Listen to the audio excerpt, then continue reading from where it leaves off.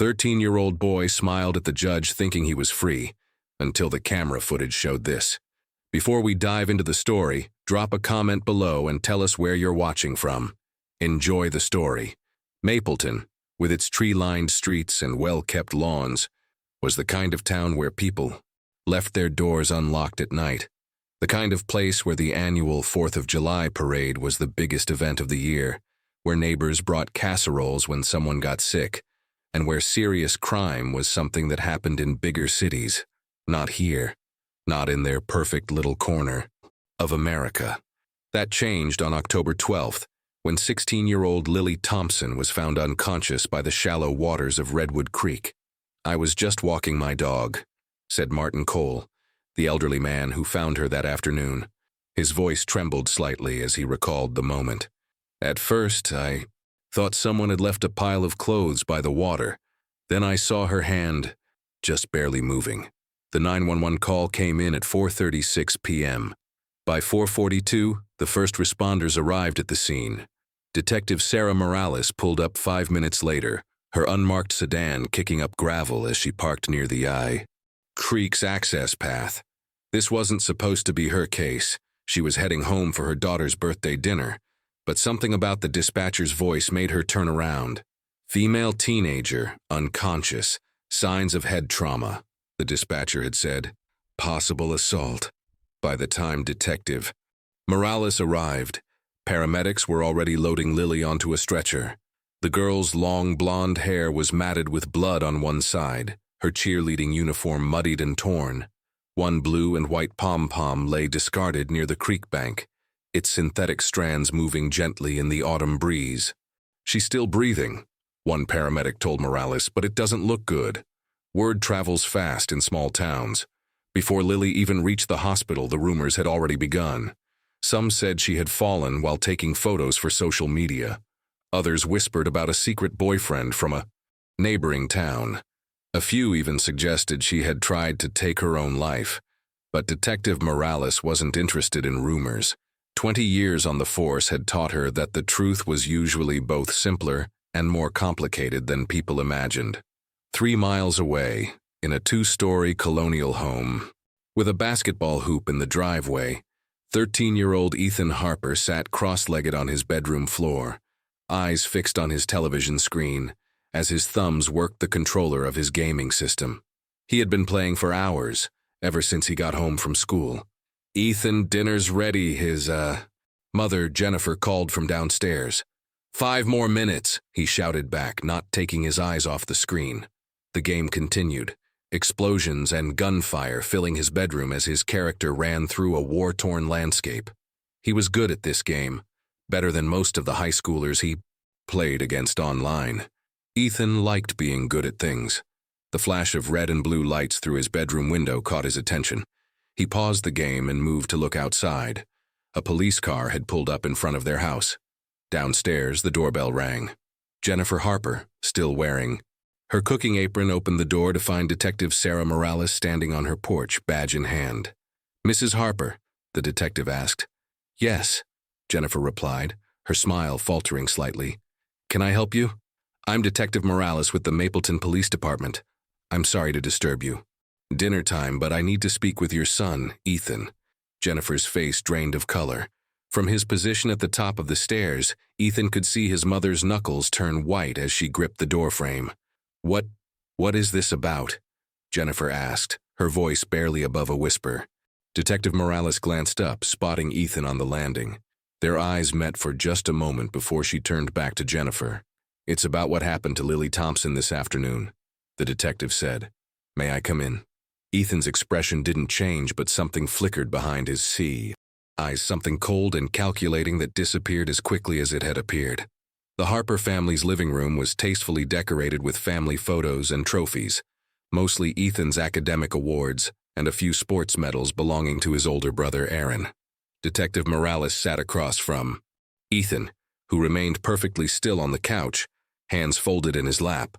Jennifer hovered nearby, repeatedly offering coffee that the detective had already declined twice. "I'd like to speak with Ethan alone, if that's all right," Morales said gently. Jennifer's smile tightened. "He's only 13. I think I should stay." "Mom, it's fine," Ethan said, his voice surprisingly steady. "I don't mind talking to Detective Morales." After a moment's hesitation, Jennifer nodded and retreated to the kitchen, though she left the door slightly ajar. "Do you know Lily Thompson?" Morales asked once they were relatively alone. Ethan shook his head. "Not really. I mean, everyone knows who she is. She's a cheerleader. But you don't talk to her? You're not friends?" "No," he said firmly. "We don't exactly run in the same circles. She's in high school." Morales nodded, making a note in her small, leather-bound notebook. "Where were you after school today, Ethan?" "I came straight home. I had a math test, so Mom let me skip piano lessons today." His eyes never left hers as he spoke. "I've been playing games since about 3:30. From the kitchen, Jennifer called out, "That's right.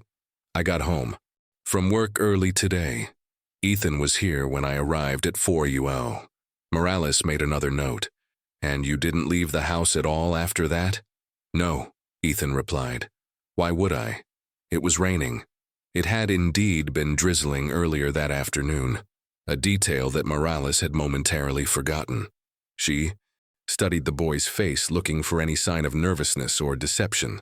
There was none, just a calm, slightly curious expression that seemed too composed for a 13-year-old being questioned by police. "Ethan is a good student," Jennifer said, reappearing with a mug of coffee despite Morales's refusals.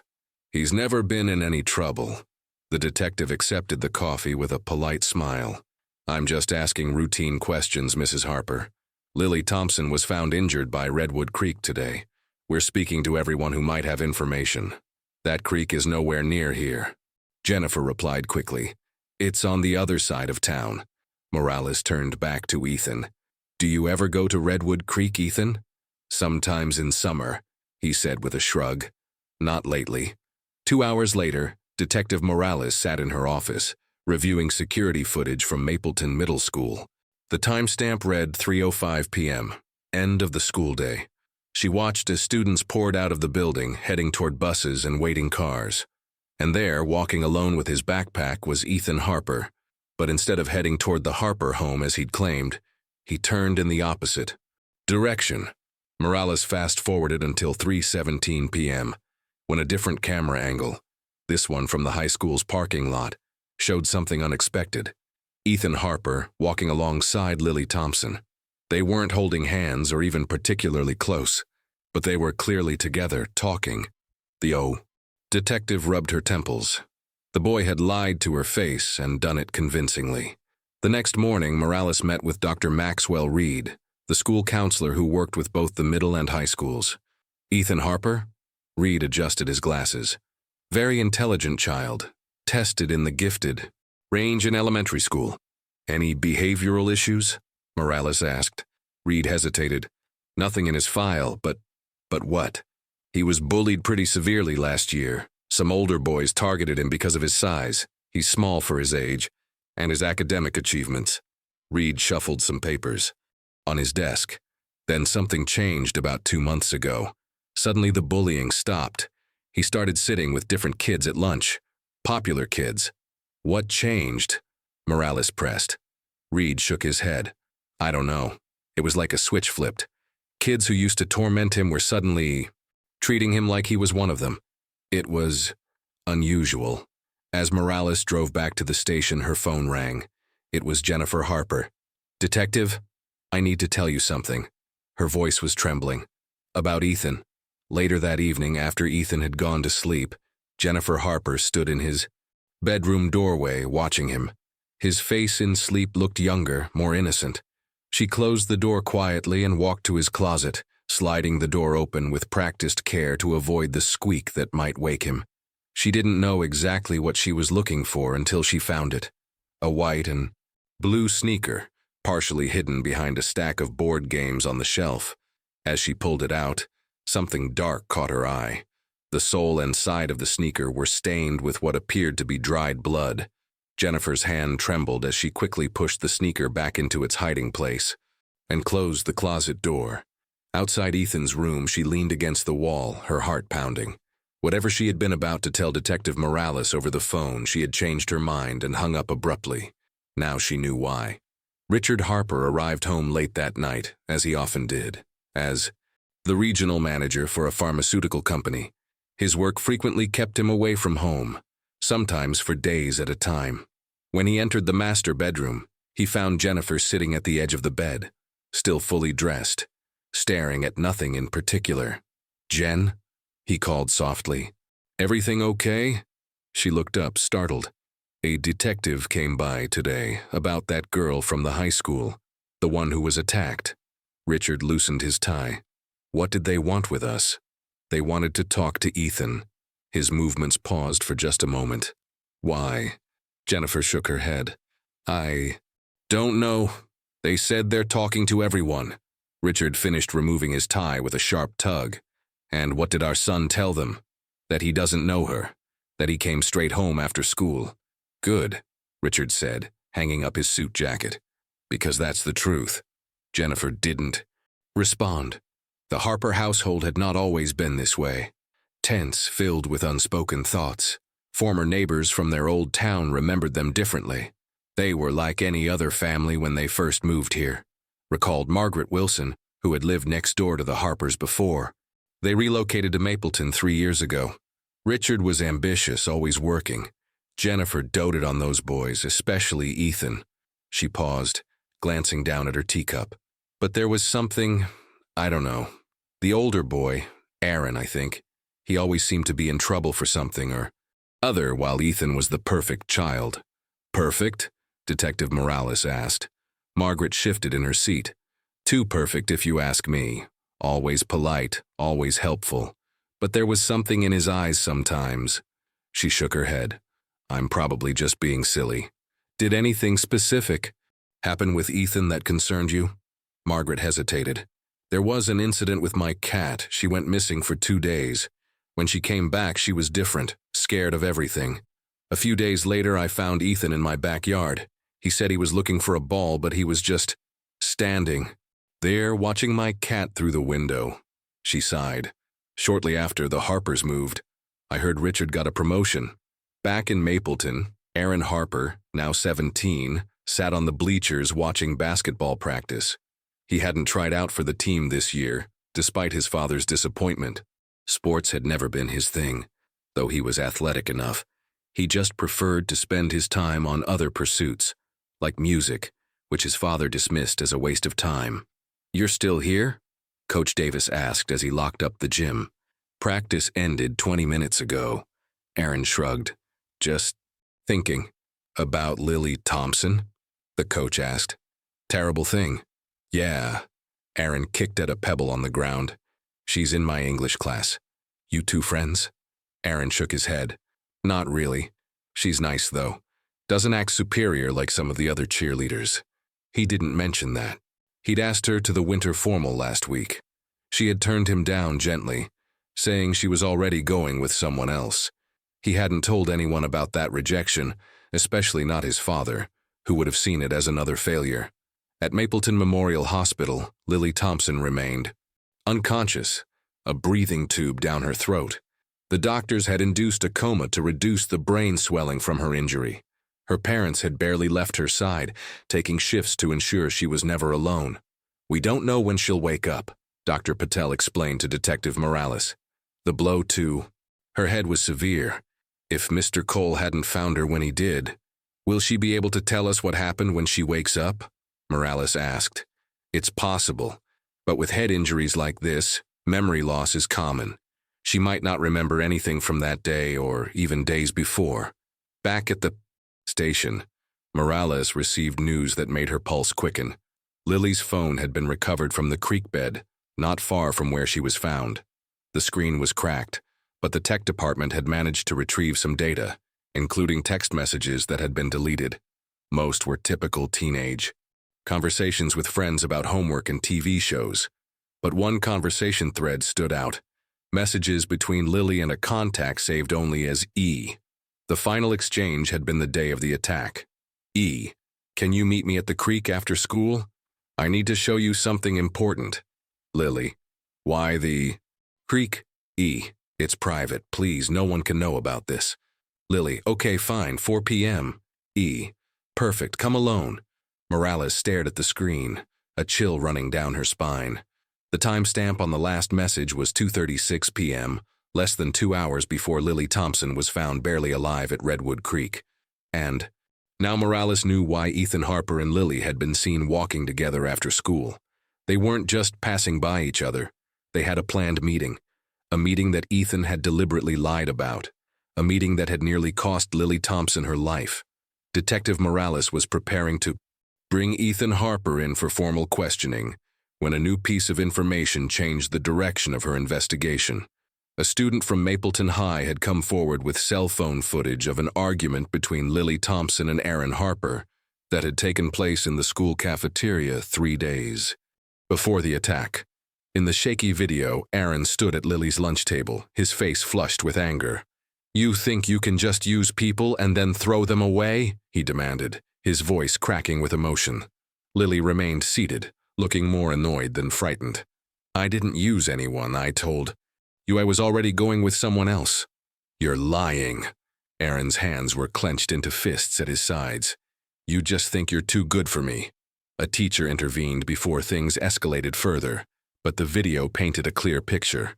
Aaron Harper had been publicly rejected and, humiliated by Lily Thompson just days before she was attacked. "We need to talk to the older brother," said Chief Reynolds after watching the footage. "Jilted teenage boys have done worse for less." Morales nodded, but something nagged at her. What about the texts from E on Lily's phone? And the security footage showing Ethan with her? "Could be a coincidence," Reynolds replied. "Or maybe the brothers were in it together. Either way, we need to look at Aaron closely." When Morales and Officer Davis arrived at the Harper home that afternoon, Richard Harper had just returned from work. His reaction to the police presence was immediate and forceful. "You're back again. What is it now?" he demanded, blocking the doorway.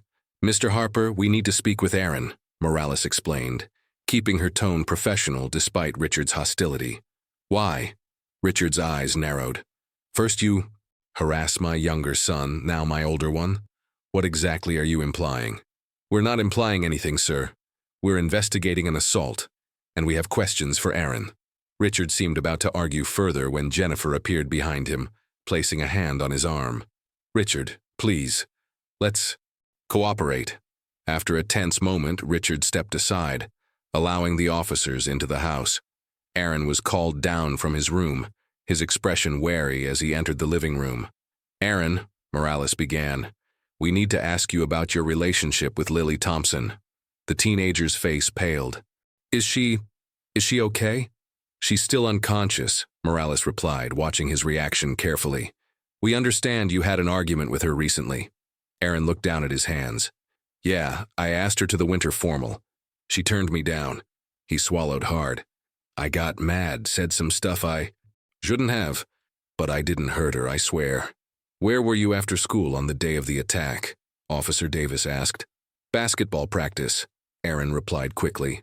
"I was there from 3:30 until 5. Richard interjected. "My son has an alibi. You can check with his coach." Morales nodded. "We will." The next morning, Richard Harper walked into the office of Douglas Bennett, one of Mapleton's most prominent defense attorneys. Bennett's office was tastefully decorated with law books and framed diplomas from prestigious universities. "I need your help," Richard said without preamble. Bennett gestured to a chair. "What seems to be the problem, Mr. Harper?" "The police are targeting my sons in connection with the Thompson girls' assault." "Sons? Plural?" Bennett raised an eyebrow. Richard nodded. "They questioned Ethan first. He's only 13, for God's sake. Now they're after Aaron. They're building some narrative about him being rejected by the girl." "And was he?" Richard's jaw tightened. "That's not the point. My boys are being railroaded." Bennett leaned back in his chair. "I'll need a retainer." Without hesitation, Richard pulled out his checkbook. Later that day, security footage from a gas station near Redwood Creek surfaced. The grainy video showed someone walking hurriedly away from the direction of the creek around 4:45 p.m. on the day of the attack. Though the figure's face wasn't visible, the build and height appeared consistent with Aaron Harper. "This doesn't look good for your client, son," Chief Reynolds told Bennett when the attorney arrived at the station. "Which is why I'm here," Bennett replied smoothly. Before you make any hasty decisions, I'd like to present evidence that Aaron Harper was at basketball practice during the time in question. He produced signed statements from 3 of Aaron's teammates, all confirming his presence at practice that afternoon. Case closed, Bennett said with a confident smile. But Morales wasn't convinced. After Bennett left, she decided to speak directly with Coach Davis.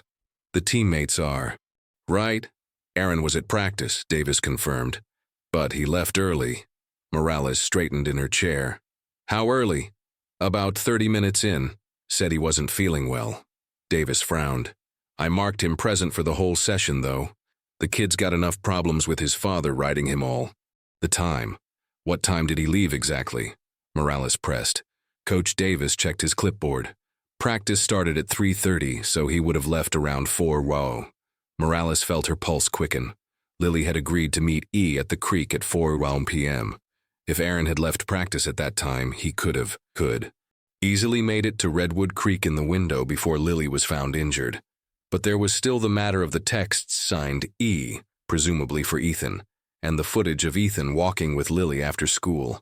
Unless, Coach, does Aaron ever use his brother's phone? Or pretend to be him? Davis, he looked confused. I wouldn't know about that. Why? Morales didn't answer. A new theory was forming in her mind, one that painted a more complicated picture than she had initially imagined. What if the E in the text messages wasn't Ethan at all? What if Aaron had used his younger brother's identity? To lure Lily to the creek?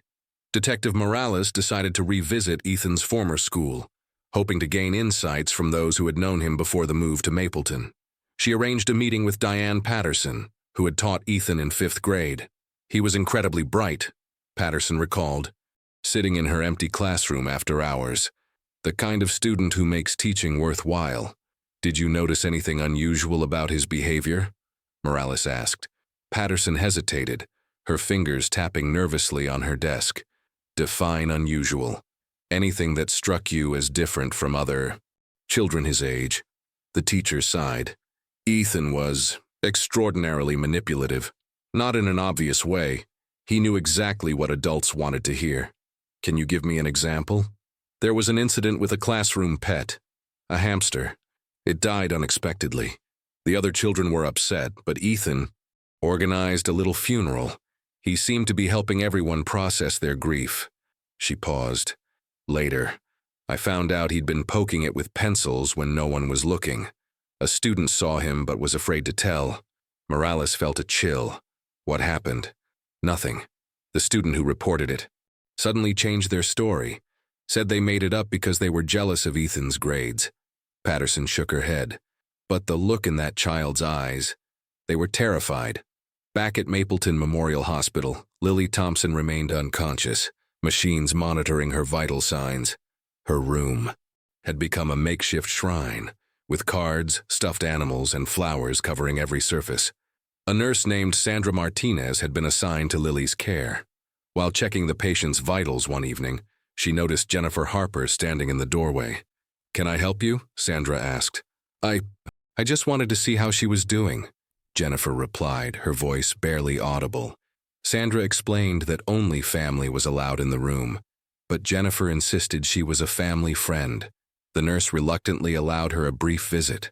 Later, during her break, Sandra mentioned the visitor to her colleague.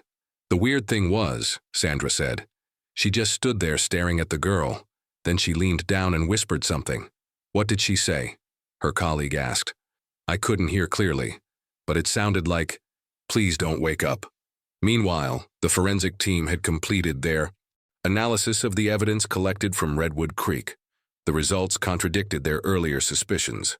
Based on the footprints at the scene and the angle of impact on the victim's head, the report stated, the assailant was likely between 5'2" and 5'5" tall. Aaron Harper was 5'10". Ethan was 5'3". Morales stared at the report, trying to reconcile this new information with the evidence pointing to Aaron. The older brother had a clear motive, rejection and humiliation, and had left basketball practice with enough time to reach the creek. But the physical evidence suggested someone smaller had attacked Lily, someone Ethan's size. That evening, as the hospital corridors grew quiet, Lily Thompson's right hand twitched. Then her index finger moved, slightly but deliberately. The night nurse, checking her vitals, noticed the movement and called for the doctor on duty. It could be an involuntary reflex, Dr. Patel cautioned after examining Lily. But it could also be a sign she's beginning to emerge from the coma. He made a note in her chart, then left the room. In the dimly lit space, Lily's finger moved again. Then her entire hand slowly lifted an inch off the bed, before dropping back down. In the quiet of her hospital room, Lily Thompson was fighting to wake up, and if she did, everything would change. As news of Lily's possible recovery spread through Mapleton, the town divided into camps. Some rallied behind the Harper family, refusing to believe either of their sons could be involved in such a terrible act. Others whispered that the police weren't doing enough, that they were being influenced by Richard Harper's connections and money. Detective Morales ignored the rumors and focused on facts. Her next step was to interview Ethan's friends, if they could be called that. According to school records, Ethan had started sitting with a group of 8th graders about 2 months ago, the same time Dr. Reed had noticed his sudden rise in social status. Tyler Brooks, a lanky boy with braces, shifted uncomfortably in his chair as Morales questioned him in the school counselor's office. "We just started hanging out," Tyler explained with a shrug. "Ethan's cool." "What changed?" Morales asked. "I understand he wasn't part of your group before." Tyler's eyes darted to the door, as if checking that they were alone. "He helped me with math. I was failing, and my dad said I couldn't play video games until my grades improved." He fidgeted with his watch.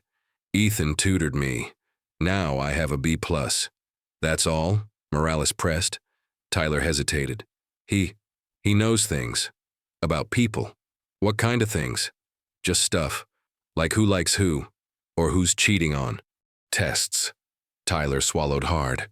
"Ethan notices things other people don't." The pattern continued with each of Ethan's new friends. They all seemed reluctant to speak about him, and when they did, their praise felt rehearsed. None would admit to seeing him with Lily, though all acknowledged knowing who she was.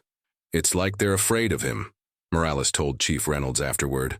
"But they won't say why." "Kids that age are weird," Reynolds replied. "Maybe they just don't want to be seen as snitches." Morales shook her head. "It's more than that. They're hiding something." Later that afternoon, Morales met again with Dr. Maxwell Reed. The school counselor seemed distracted, repeatedly adjusting his glasses and shuffling papers. "There's something you didn't tell me before," Morales said, cutting to the chase. "About Ethan Harper." Reed sighed. "There are privacy considerations." "A 16-year-old girl is fighting for her life," Morales interrupted. "Privacy considerations don't outweigh that." After a long pause, Reed nodded. "I had concerns about Ethan's behavior, the way he interacted with peers, his emotional responses, or lack thereof." "What specifically concerned you?" "He's very calculating. He observes people, learns their weaknesses, and then—" Reed trailed off. "I can't prove anything, but I believe he was blackmailing other students in subtle ways, not for money but for social currency." "Why didn't you document this?" Reed looked ashamed. "His father is on the school board, and without concrete evidence?" He shook his head. "I should have done more." Just as Morales was about to press further, her phone rang. It was Chief Reynolds, his voice urgent. "Ethan Harper just walked into the station. Says he wants to talk about what happened to Lily Thompson." At the police station, Ethan sat alone in the interview room, his posture relaxed as if he were waiting for a routine dentist appointment rather than a police interrogation. His parents hadn't been notified of his arrival, at his own request. "I wasn't completely honest before," Ethan told Morales, his voice steady. "I did know Lily. We were friends, sort of." "Why lie about it?" Morales asked. "I was scared." For the first time, a flicker of emotion crossed his face. "I was there, at the creek, but I didn't hurt her. I found her like that." As Ethan described discovering Lily, unconscious by the water, Morales watched him carefully. His story was detailed and consistent. He claimed he'd panicked and run away without calling for help, afraid he would be blamed. I know I should have called 911, he said, eyes downcast. I was a coward. Everything about his confession seemed genuine. The remorse, the fear, the regret. It aligned perfectly with some of the evidence. Too perfectly, perhaps. Because as Ethan Harper sat there confessing to abandoning an injured girl, Morales noticed something strange. Not once did his hands tremble. Not once did his voice break. Not once did he shed a tear. While Ethan was giving his statement at the police station, Richard Harper was on the phone with Attorney Bennett, his voice tight with barely controlled anger. What do you mean? He went to the police himself. Without us? Without you? Mr. Harper, legally he can speak to the police, Bennett explained. But don't worry. Without a parent or guardian present, anything he says will be inadmissible in court. That's not the point, Richard hissed.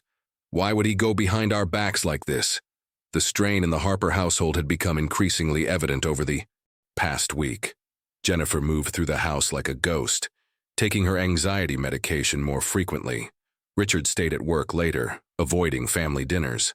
Aaron retreated to his room, headphones firmly in place. Looking back, neighbors would later recall subtle signs of dysfunction they had overlooked. The father was always pushing those boys, said Gregory Mills, who lived across the street. Especially Ethan. Nothing was ever good enough. Jennifer seemed overwhelmed, added his wife Lisa. Always apologizing for the smallest things. Always watching Ethan like she was afraid to, let him out of her sight. The family's history began to unfold in fragments. Before Mapleton, they had lived in 3 different towns within 5 years, always moving after Richard received a promotion or better opportunity. Always after some unspecified trouble began brewing. They'd become experts at reinvention, Detective Morales noted in her case file.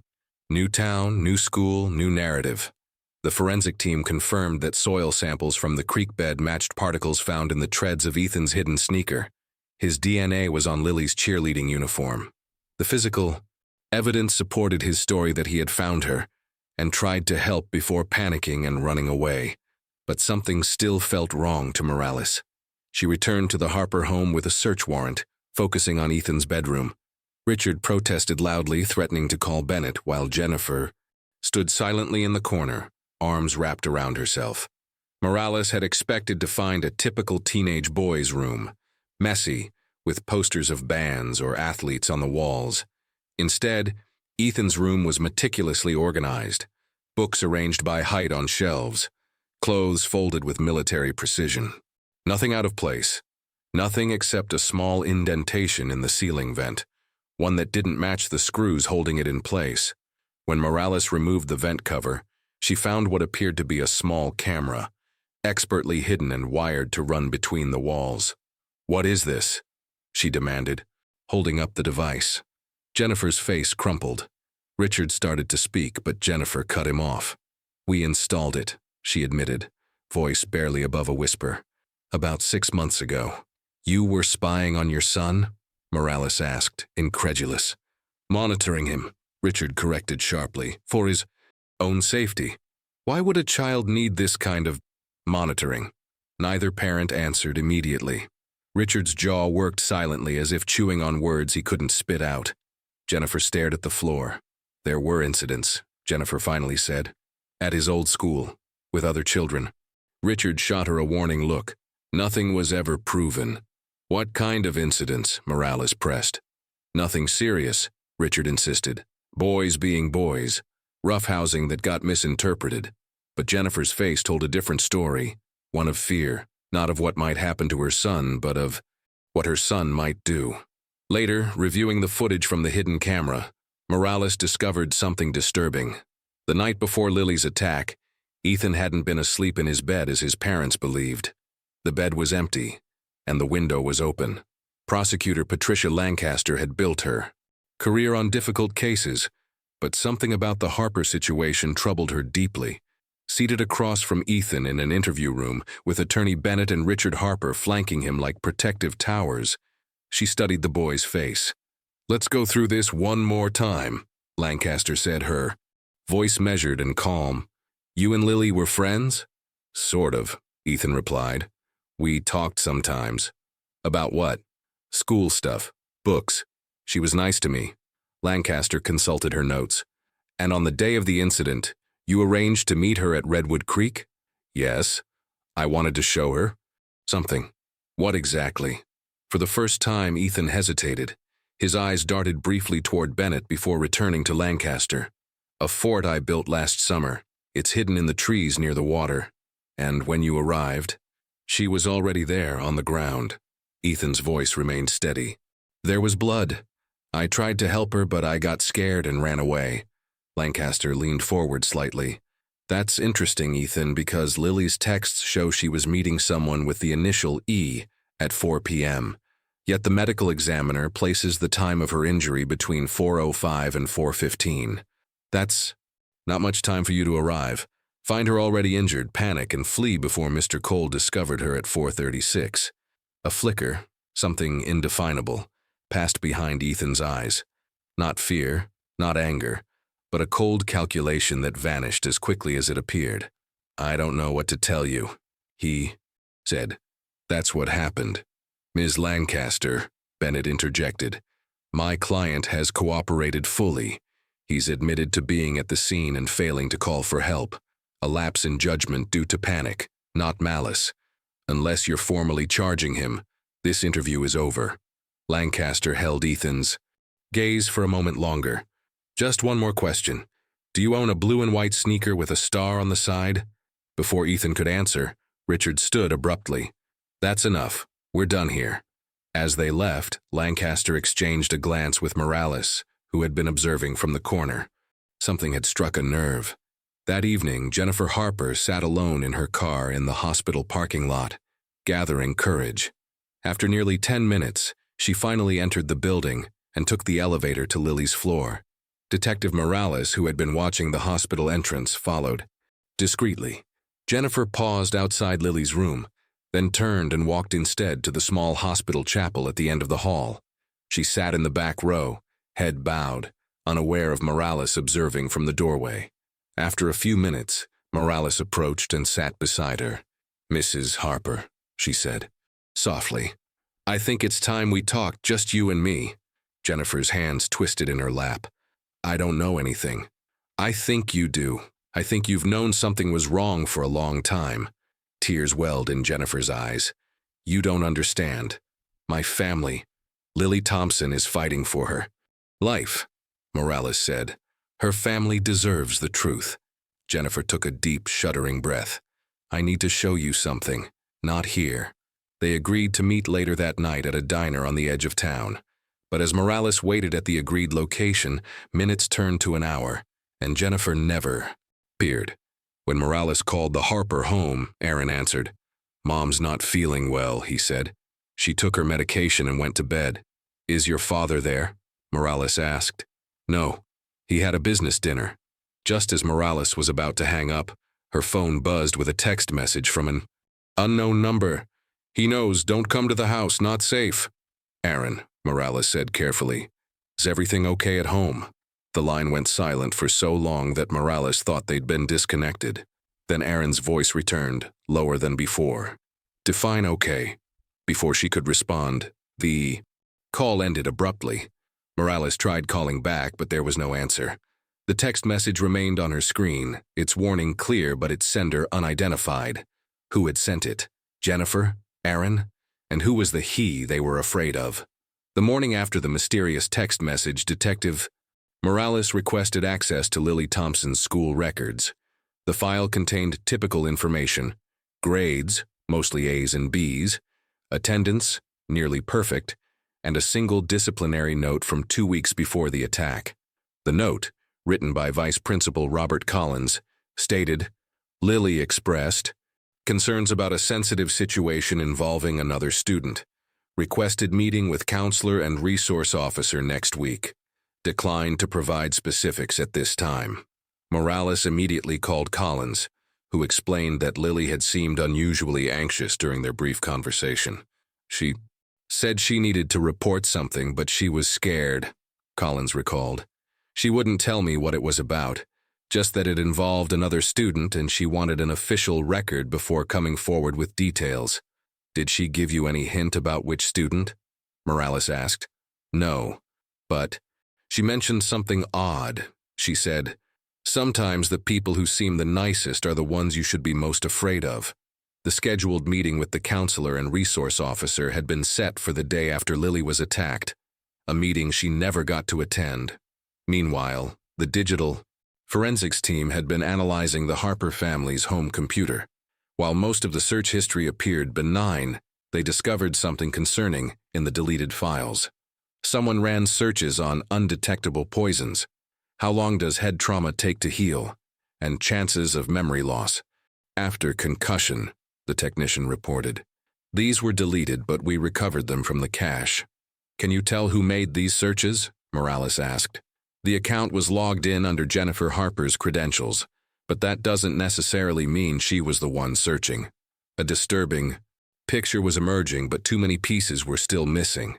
Morales needed more information, and she knew exactly who might have it. Aaron Harper agreed to meet Morales at a coffee shop far from his home. He arrived looking tired, with dark circles under his eyes. I don't have much time, he said, glancing nervously at the door. Dad thinks I'm at the library. Tell me about your brother, Morales began. Aaron's laugh was hollow.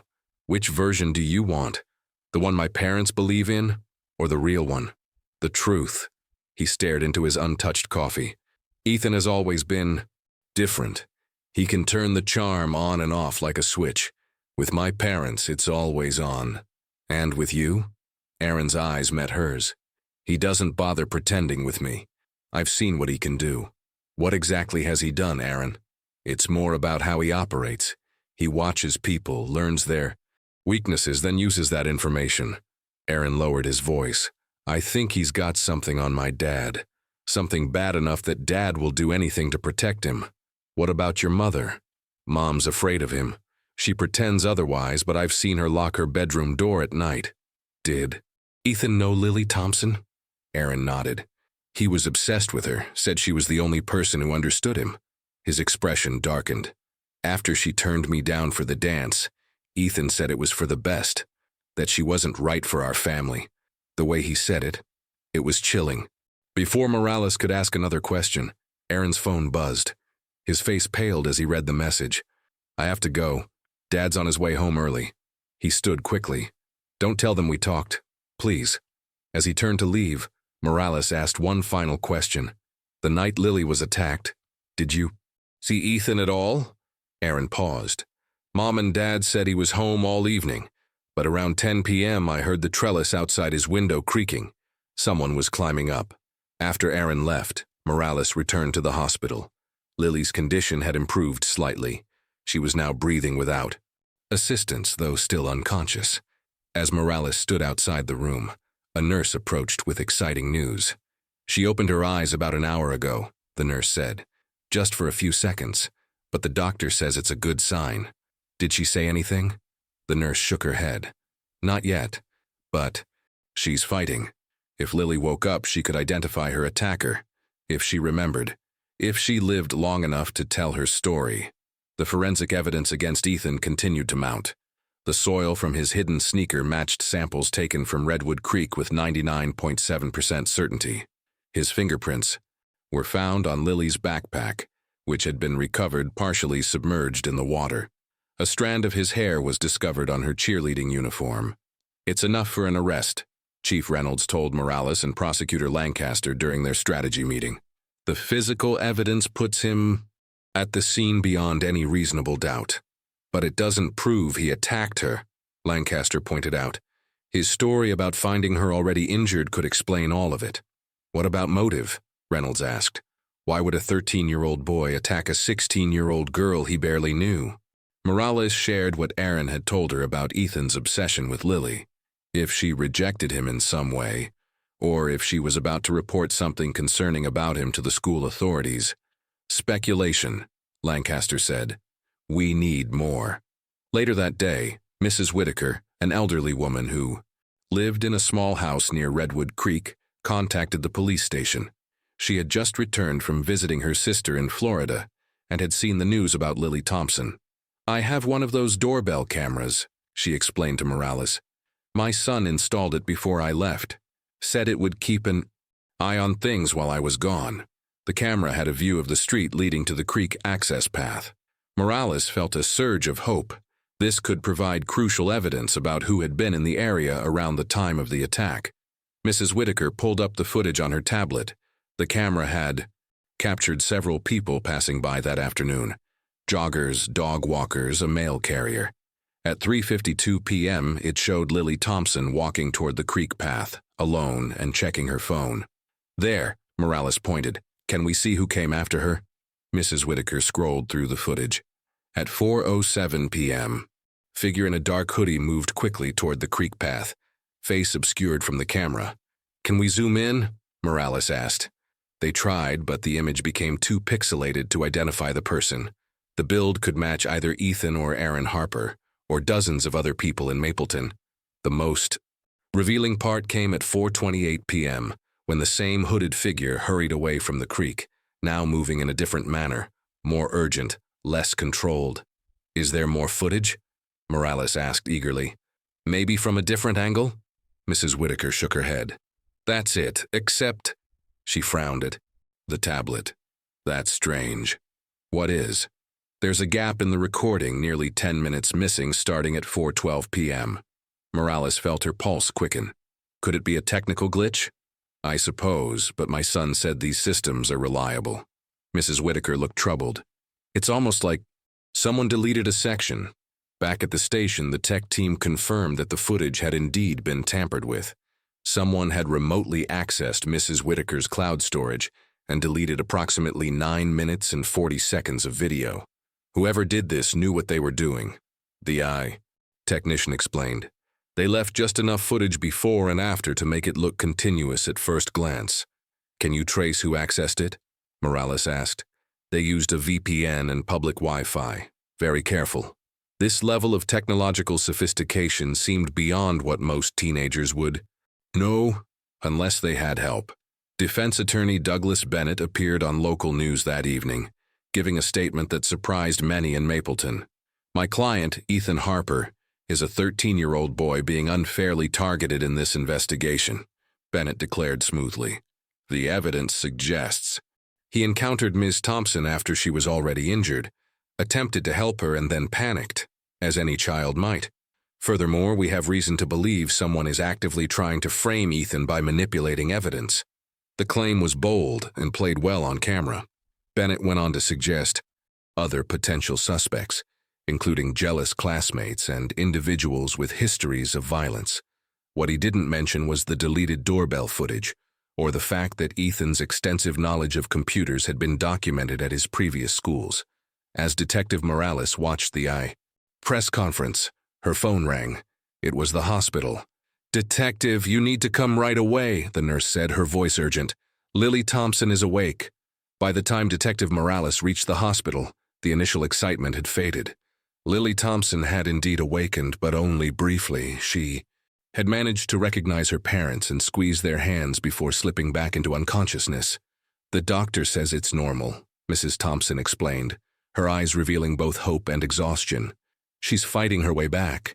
"Did she say anything?" Morales asked gently. "About what happened?" Mr. Thompson shook his head. "Nothing about the attack. She just looked confused." As the investigation continued, Richard Harper launched an aggressive counter-strategy. He filed a formal complaint against Detective Morales, claiming harassment and tunnel vision. The complaint included allegations that Morales had conducted unauthorized interviews with Aaron Harper and had inappropriately focused on Ethan while ignoring other potential suspects. Chief Reynolds called Morales into his office the following morning. "This is getting political," he warned. "Harper has friends on the city council. They're questioning our handling of the case." "The evidence," Morales began, but Reynolds cut her off. "I know the evidence. I'm on your side. But we need to be bulletproof on this. No mistakes." The scrutiny took its toll. Every step of the investigation was now being questioned, not just by the Harpers and their attorney, but by certain members of the community who believed Ethan was being railroaded. Meanwhile, Jennifer Harper's behavior became increasingly erratic. During a formal interview at the station, She repeatedly lost her train of thought and appeared disoriented. "Mrs. Harper, are you feeling all right?" Lancaster asked, concerned. "My medication, I can't find it," Jennifer mumbled. "Someone took it." Richard immediately ended the interview, claiming his wife was unwell. As they left, Morales noticed Jennifer stumble slightly, Richard's grip on her arm tightening to keep her upright. Later that day, Aaron secretly delivered a small package to Detective Morales, pages torn from what appeared to be Ethan's journal. "I found these hidden in his mattress," Aaron explained. "Read them. You'll see." The pages contained disturbing entries, including detailed observations about Lily Thompson's daily routines and a chilling passage. "She thinks she understands me, but nobody does. If she ever turned against me, I'd have to stop her. It would be easy." But when Morales presented the journal pages to Lancaster, the prosecutor shook her head. "Inadmissible," she said. "They were obtained without a warrant. Bennett would tear this apart in court. But they show intent, motive, and we can't use any of it. If Aaron took these without permission, they're fruit of the poisonous tree." The case that had seemed so clear was now clouded by legal complications, political pressure, and a victim who couldn't yet speak. For the first time since the investigation began, Morales felt something she hadn't expected: doubt. Not about Ethan's guilt, but about whether justice would actually be served. As trial preparations began, contradictions in the timeline of events emerged. According to Ethan's statement, he had gone to meet Lily at 4 p.m. and found her already injured. But the medical examiner's report placed the time of injury between 4:05 and 4:15 p.m., making his story implausible unless someone else had attacked her immediately. Before his arrival, Detective Morales revisited the list of Lily's friends, focusing on those who hadn't yet been interviewed. Cameron Wells, Lily's best friend since elementary school, had been away at a debate tournament when the attack occurred and had just returned to Mapleton. "Lily and I told each other everything," Cameron said, sitting in her family's living room. "At least I thought we did." "What do you mean?" Morales asked. Cameron fidgeted with her bracelet. "About a month ago, Lily started acting different, more secretive. She'd get these texts and wouldn't tell me who they were. From, did she mention Ethan Harper?" Cameron nodded slowly. "Once. She said he was intense but interesting. Said he knew things about people that nobody else noticed. Did that concern you?" "Not at first, but then—" Cameron hesitated. "Last week she told me she was scared." Morales leaned forward. "Of what?" "Not what, who. She said she'd discovered something about Ethan, something that made her uncomfortable. She wouldn't tell me details, just that she needed to do the right thing, even though it might cause problems." "Did she say what she was planning to do?" "She was going to talk to Vice Principal Collins. She had evidence of some kind on her phone, I think." This aligned with Collins' account of Lily requesting a meeting to report a sensitive situation. It also provided a strong motive. If Lily had discovered something damaging about Ethan and planned to report it, he had reason to stop her. Meanwhile, the technical team made a breakthrough with the doorbell camera footage. Using advanced enhancement techniques, they isolated frames showing the hooded figure leaving the creek area. While the face remained obscured, one crucial detail was visible: a distinctive blue and white sneaker with a star on the side, identical to the one found in Ethan's closet. "It's still not definitive," Lancaster cautioned. "We can place him at the scene, leaving around the right time, but we still can't prove he struck the blow." As the prosecution team reviewed their evidence, Dr. Maxwell Reed requested an urgent meeting with Detective Morales. "I've been subpoenaed to testify about my professional observations of Ethan Harper," he explained, visibly nervous. "But there's a problem."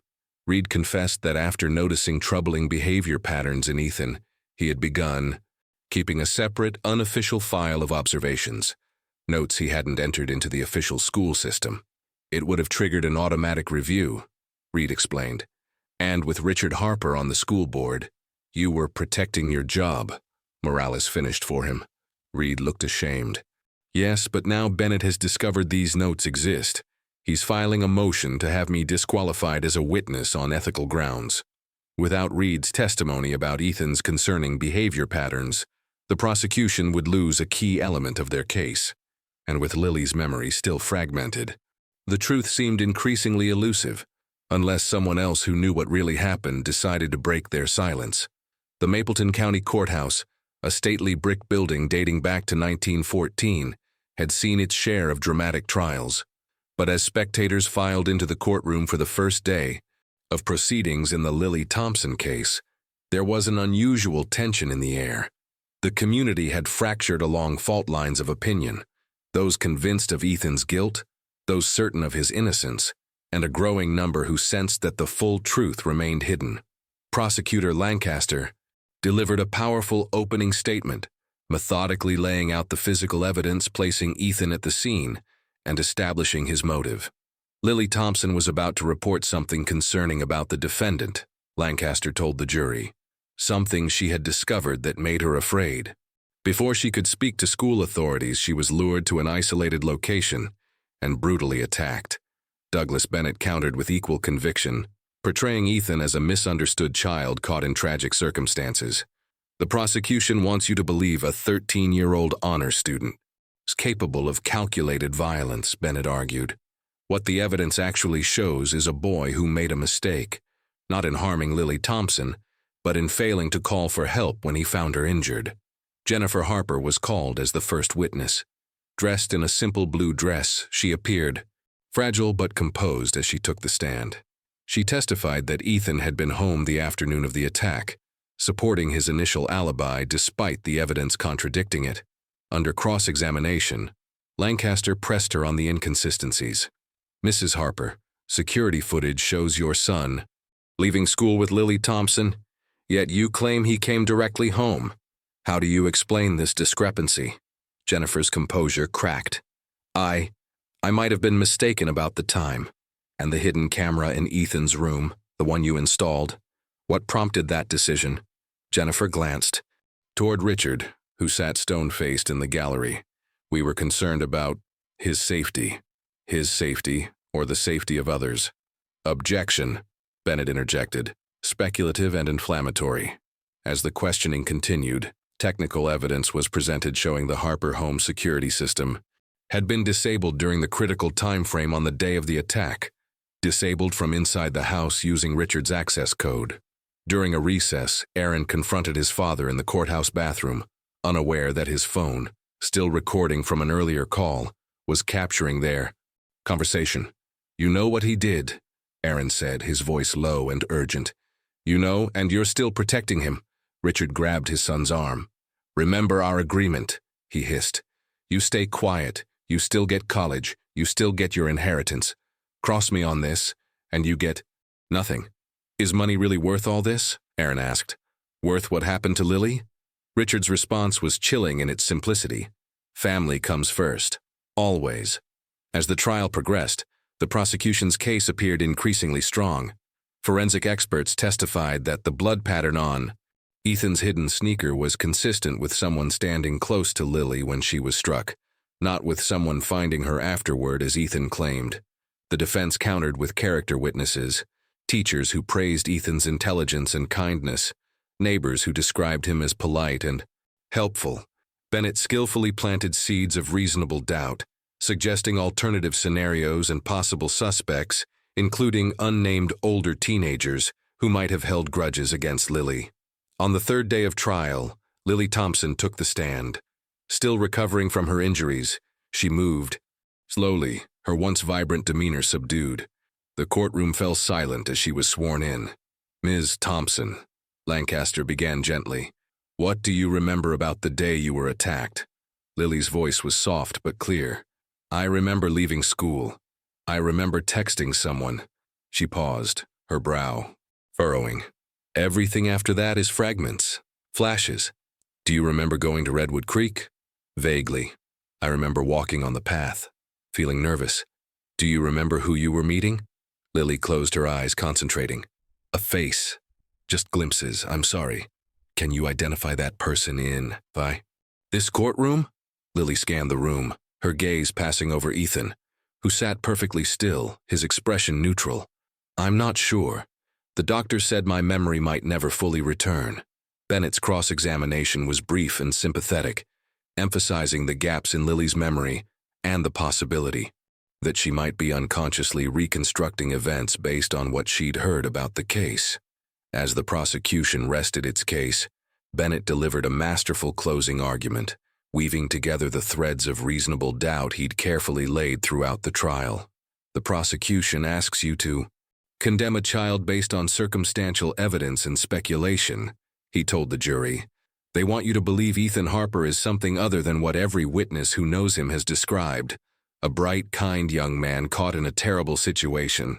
In the gallery, Ethan sat between his parents, the picture of innocent youth. As the jury filed out to begin deliberations, a subtle smile played at the corners of his mouth. Several members of the jury had been visibly moved by Bennett's arguments.